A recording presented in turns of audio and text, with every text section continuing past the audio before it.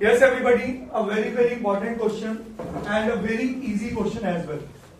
तो इस क्वेश्चन को समझते हैं क्या कहना चाह रहा है. ठीक है जी, आइए. On the line joining 1,0 and 3,0. आप नोटिस कर रहे हैं कि ये एक्स एक्सिस की बातें ही हो रही.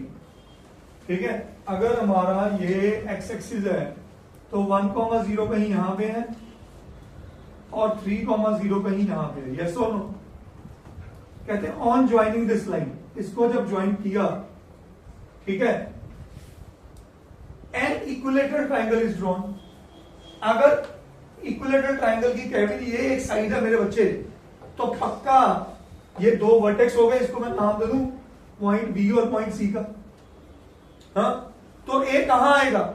या तो इधर आएगा या तो इधर आएगा. इसके अलावा कोई दो सेकंड थॉट नहीं. यस और नो? कहता है having its vertex in the first quadrant, तो कहां होगा? ये ऊपर होगा, इसमें भी कोई शक नहीं. तो दैट मीन्स कहीं ए मेरा यहां होगा. यस और नो? बोलिएगा. तो ये मेरा पॉइंट ए बना. सही है? Is this point clear to all of you? वैसे मैं इस क्वेश्चन को बहुत इजी वे में भी खेल सकता हूं. अगर मेरे को ए के कोऑर्डिनेट्स निकालने हैं तो पहली अप्रोच क्या है?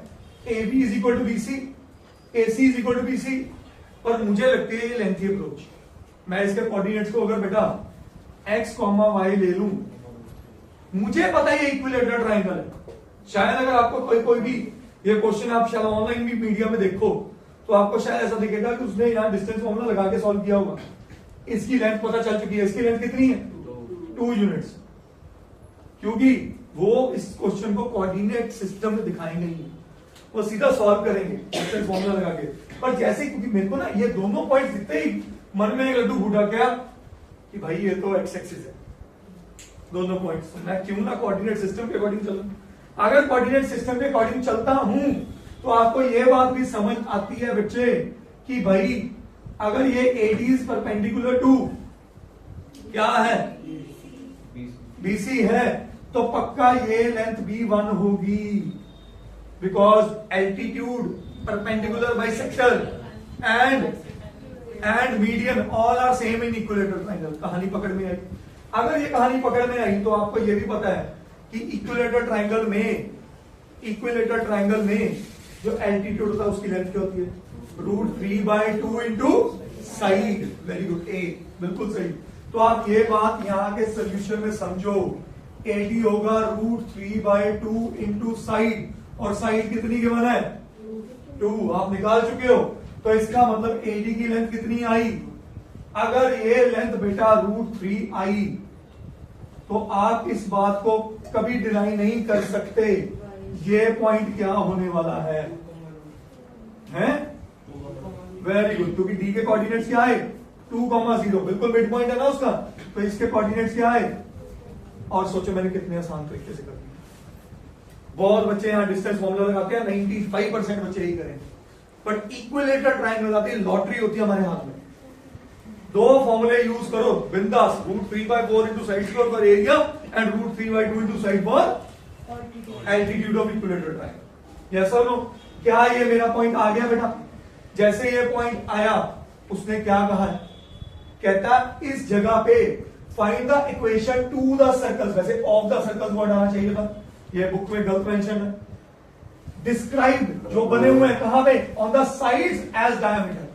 तो मेरी बात समझना यहां पे कि ये हमारे भाई सर्कल्स कुछ ऐसे होंगे.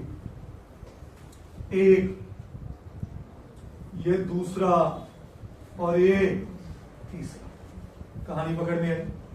तो क्या ये तीनों साइड डायमीटर नहीं एक्ट कर रहे? तो डायमीटर अप्रोच याद है?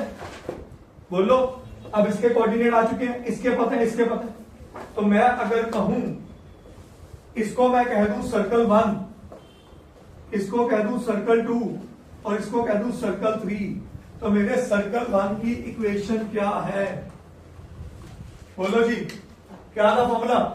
x माइनस, मैं पहले फॉर्मूला लिख देता हूं. x minus x1 into x minus x2 is equal to sorry plus y minus y1 into y minus y2 is equal to 0.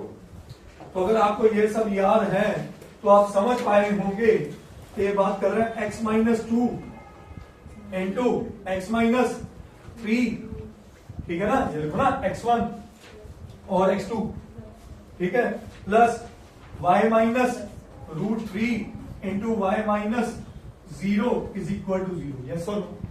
कहानी पकड़ में तो मेरी पहली क्वेश्चन क्या बनी, x square minus two x minus three x minus five x plus six, सही है।